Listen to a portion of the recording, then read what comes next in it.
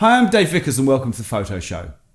With 2016 rapidly coming to an end, I thought what we'd do is have a look back over the last 12 months in the world of photography, picking out some of the notable cameras and equipment that have come out in the year and seeing what we thought was best. Remember, if you like what you see on the Photo Show, please comment, like and subscribe in the boxes below. Let's have a look at the review for 2016. So to start off with, I'm going to pick the full frame camera, which I think is the most interesting, and the one I've chosen from 2016 is the Pentax K1. I think it's really nice to see a camera come out in this market that's not from Nikon and it's not from Canon, and I think Pentax has done a great job and produced a really great stills camera. It's not so much on the video side, it shoots 1080 at 30p, so nothing spectacular there, but it got really great reviews and the image quality out of the Pentax K1 was amazing. Yeah, there's some really good, if you look online, some really good images came off of this camera. Other cameras in this range, Canon released the 5D Mark IV, and I don't think people felt that it was much of a step up from the Mark III. I think if you had a 5D Mark III, there's not enough in there to really encourage you to step up to the Mark IV. And Nikon's flagship, the D5, obviously an amazing camera, but much more geared to professional photojournalists or sports photographers. Amazing camera in low light. People were having some issues at the low ISO range, that the dynamic range wasn't as good as it could have been. And when it first came out, it only shot 4K video for 3 minutes. That was expanded up to 30 minutes with a firmware update. But for the full frame camera for 2016, I'm going to pick the Pentax K1. Another area that's continued to grow in 2016 is the mirrorless camera market. And there were a lot of good mirrorless cameras released this year, but the one that I've chosen as the most noteworthy is the Fujifilm X-T2. It's got some really great reviews, the image quality was great, the video that came out of it was excellent.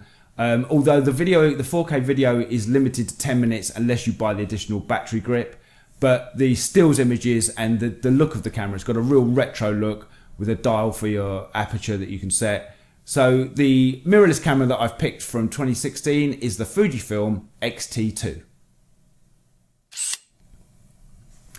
The last camera I'm going to choose from 2016 comes in the APS-C crop sensor size, but it doesn't really matter what range it comes in. I think most people agree that this was the most interesting camera release of 2016, and it's the Nikon D500. It was released at the beginning of the year along with the D5, and I think everybody felt that Nikon had abandoned this area of their cameras. They didn't think they were going to be replacing the D300 from years before, but the D500 came out and just blew everyone away. The image quality, the frame rate, the buffer rate, it was fast enough to shoot sports and wildlife with amazing image quality. And it also borrowed an awful lot from the flagship D5, the focusing system, and a lot of the other components of the D500 were from the flagship camera. So for the camera of the year for 2016, I'm going to choose the Nikon D500.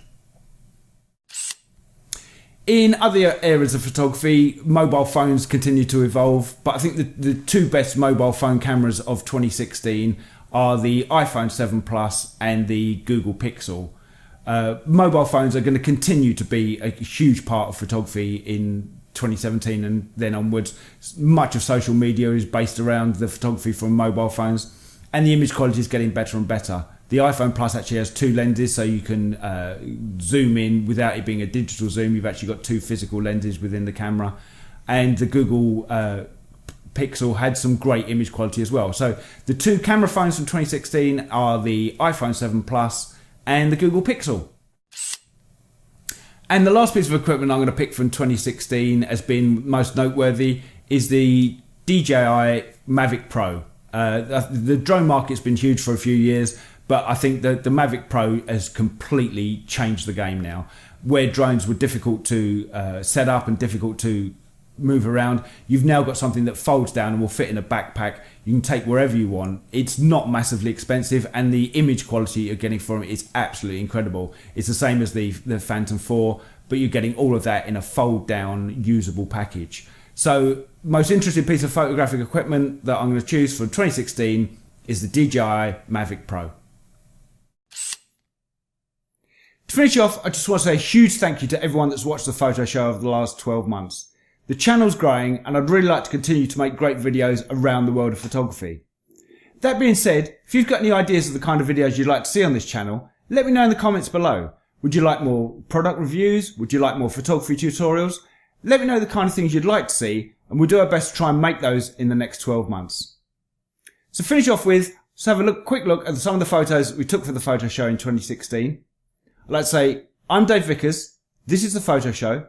Merry Christmas, Happy New Year, thank you for watching, see you in 2017.